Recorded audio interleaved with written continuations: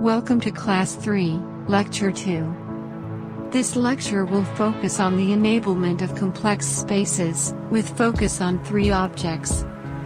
ZCL_complex, which implements operations on complex numbers. ZCL_CPLX_vector, which implements a complex vector and its operations. ZCL_CPLX_matrix, which implements a complex matrix and its operations. We are defining a complex number, z equals a plus ib, as a pair of real numbers, a, b, representing the real and imaginary parts of z.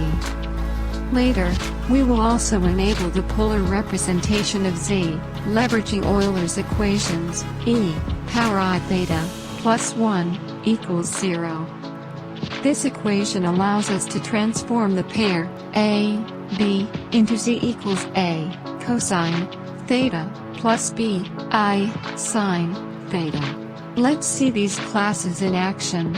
For this demo, I will create a matrix A, consisting of two pairs of A, B, complex numbers. The input stream consists of each A, B, in a sequence of 4 rows, representing a 2 by 2 complex matrix.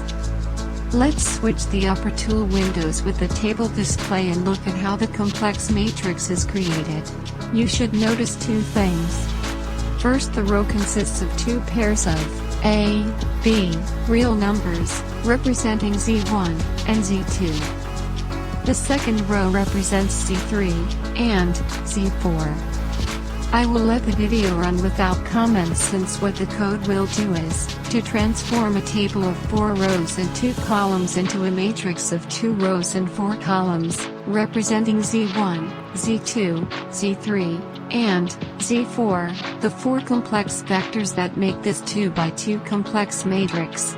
At the end of the video we shows that, indeed, the input was correctly implemented as a complex matrix.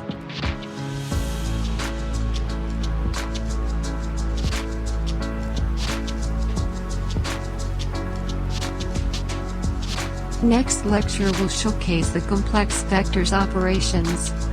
The subsequent class will showcase the complex matrix. And last lecture for Module 3 will showcase the complex numbers themselves and operations related to these. Until then, please subscribe to our channel and gives us a like as token of appreciation for the work we are doing for the ABAP programmer endeavors into the data science community.